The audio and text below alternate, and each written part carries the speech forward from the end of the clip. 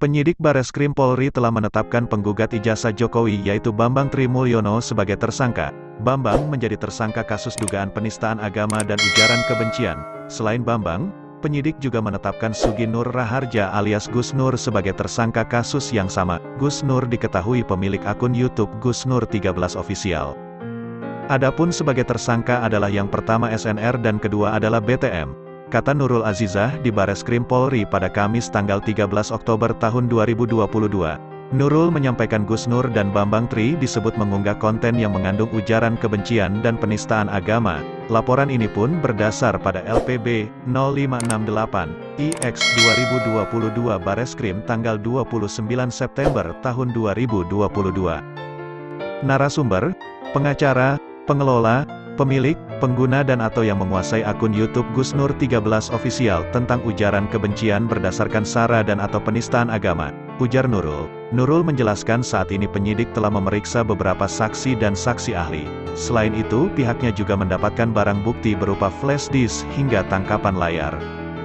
Narasumber, pengacara, pengelola, pemilik, pengguna dan atau yang menguasai akun YouTube Gus Nur 13 Official tentang ujaran kebencian berdasarkan sara dan atau penistaan agama, ujar Nurul.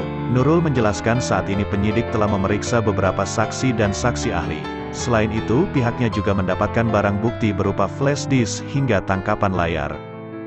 Nurul belum bisa menyampaikan secara detail mengenai kasus ini. Jadi mereka tetap diperiksa kemudian status ditahan atau tidak pasti akan kami sampaikan lebih lanjut. Lebih lengkapnya akan diupdate mungkin besok, ujarnya. Tentang peraturan hukum pidana penyebaran pemberitaan bohong sehingga menimbulkan keonaran di masyarakat, kata Nurul. Sebelumnya, gugatan terhadap Jokowi soal ijazah palsu diajukan oleh seorang bernama Bambang Trimulyono ke Pengadilan Negeri Jakarta Pusat.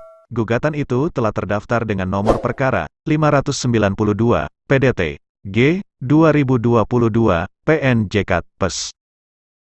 Dalam salah satu petitumnya, Bambang meminta PN Jakarta Pusat menyatakan bahwa Presiden Jokowi telah melakukan perbuatan melawan hukum berupa keterangan yang tidak benar dan atau memberikan dokumen palsu berupa ijazah sekolah dasar, sekolah menengah pertama dan sekolah menengah atas atas nama Joko Widodo. Bambang Trimulyono dulu sempat mencuat namanya ketika menulis buku berjudul Jokowi Undercover. Namun buku itu dilarang terbit karena dianggap tidak memenuhi kaidah ilmu pengetahuan.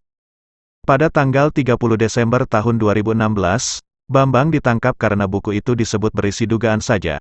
Dia kemudian diadili dan divonis bersalah pada tanggal 29 Mei tahun 2017. Bambang dijatuhi hukuman 3 tahun penjara.